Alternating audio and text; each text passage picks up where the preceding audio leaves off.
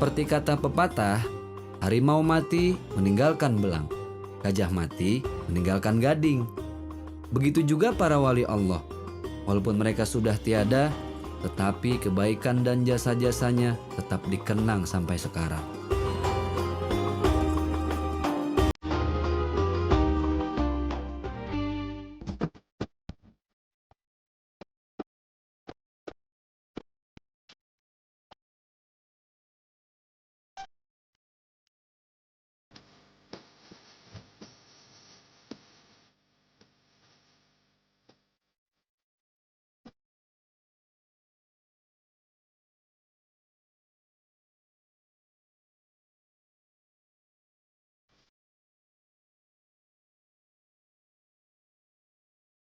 Di Alexandria ini, saya menemukan satu tempat yang tidak begitu ramai, tersembunyi di antara hiruk-pikuknya pasar. Dari depan tempat ini tidak terlihat seperti masjid, ditutupi oleh pagar dan berhalaman tidak terlalu besar. Tapi jangan salah, setiap hari Jumat, masjid ini akan ramai dikunjungi oleh para jamaah sholat Jumat.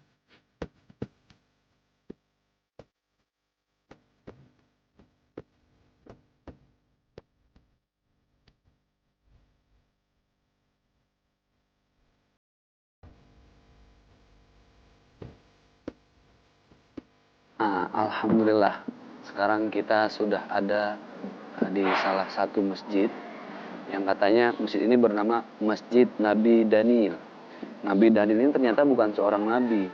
Beliau adalah seseorang yang sangat baik di tengah-tengah masyarakat Mesir. Nah, sehingga beliau dijuluki dengan Nabi Daniel. Seperti apa ya? Kita harus lihat.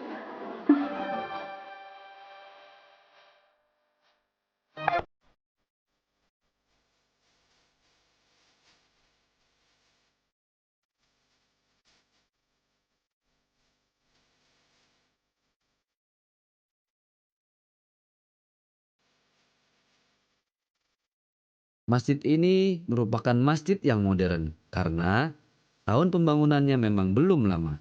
Masjid ini dibangun untuk mengenang jasa Nabi Daniel. Tidak ada ornamen-ornamen khusus yang menempel pada dinding masjid. Ditopang oleh pilar yang banyak dan berwarna putih bersih.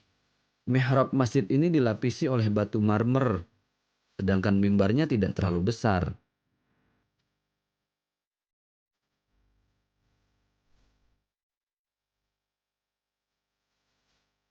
Memasuki bagian dalam masjid, kita akan menemukan satu ruangan yang tidak begitu besar.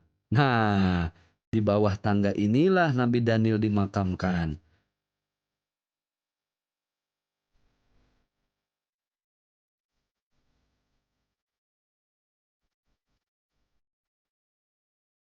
Dan di sini ternyata tidak hanya dikenal dengan Masjid An-Nabi Daniel, tetapi dikenal juga dengan makam dari seseorang yang sering kita dengar nama beliau di Al-Quranul Karim, yaitu Luqmanul Hakim.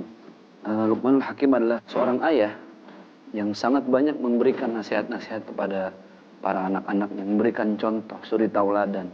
Sehingga Al-Quran mengangkat kisah beliau untuk dijadikan tauladan. Jadi subhanallah, ternyata dimakamkannya seorang Nabi Daniel berbarengan atau bersamaan dengan makamnya Luqmanul Hakim.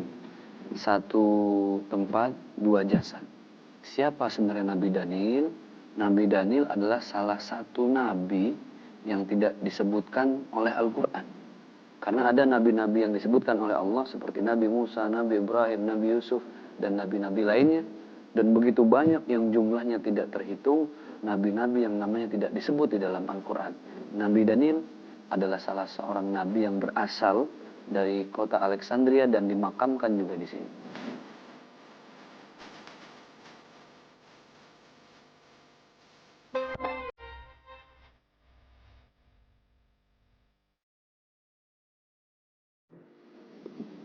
Baik, untuk itu sama-sama yuk kita berdoa. Yang sedang menyaksikan, kita berdoa untuk Nabi Daniel terlebih dahulu.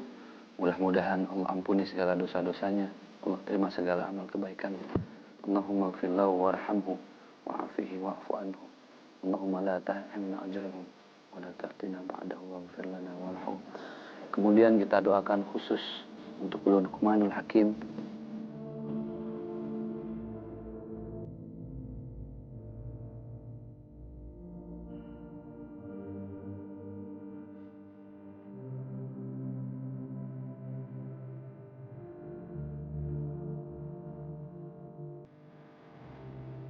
Mudah-mudahan ziarah kita ke makam beliau bisa memberikan keberkahan hidup, sehingga hidup kita juga bermanfaat untuk orang banyak.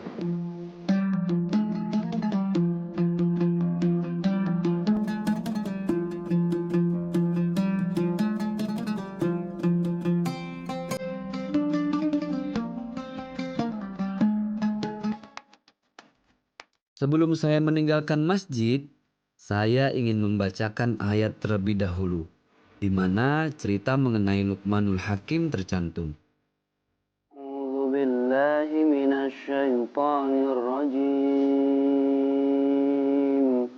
Ya bunayya aqimis salata wa'mur bil ma'ruf. Alhamdulillah, saya bisa berziarah ke makam orang yang disebut oleh Allah Subhanahu wa Ta'ala di dalam Al-Quran, Luqmanul Hakim, dan juga bisa meneladani sikap Nabi Daniel sebagai orang yang sangat baik hati. Selesai saya berziarah di makam Nabi Daniel dan Luqmanul Hakim, saya menuju ke sisi lain kota Alexandria. Tujuan saya adalah Masjid El-Mursi Abdul Abbas. Masjid bersejarah yang terletak di daerah pertokoan kota Alexandria. Nama El-Mursi Abdul Abbas memang tidak terlalu familiar. Beliau adalah salah satu waliullah yang ada di Mesir. Masjid ini begitu besar dan megah, dengan pintu masuk besar dan satu menara berdiri kokoh di pinggirnya. Kalau dilihat, gaya masjid ini seperti gaya masjid-masjid Persia, dengan tiang-tiang penyangga dan kubah setengahnya yang menaungi bagian depan pintu masuk. Seperti kebanyakan masjid yang ada di Timur Tengah ini, di dalamnya juga terdapat makam dari orang yang namanya diabadikan menjadi nama masjidnya, El-Mursi Abdul Abbas. Nah, inilah makam beliau. Makam salah satu waliullah yang diabadikan di sini.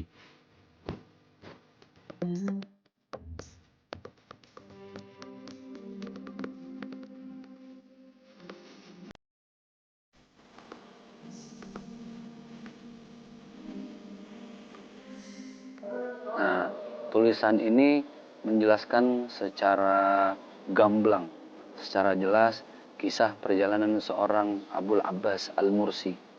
Beliau lahir di Andalus, kemudian beliau pernah menuju ke satu negara, ke Tunisia bersama keluarganya. Namun di tengah laut karena badai, kapal yang ia naiki akhirnya pecah. Kemudian semua keluarganya tenggelam dan meninggal. Yang tersisa hanya Abul Abbas beserta kakaknya yang besar.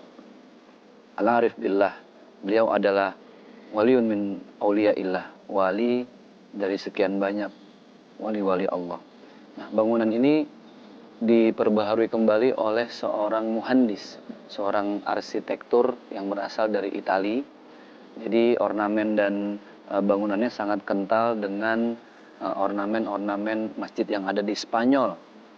Bahkan ini perpaduan, karena kalau kita lihat lampu yang ada di tengah, itu persis seperti masjid-masjid yang ada di Turki. Jadi perpaduan keindahan nilai arsitektur antara Turki dengan Italia.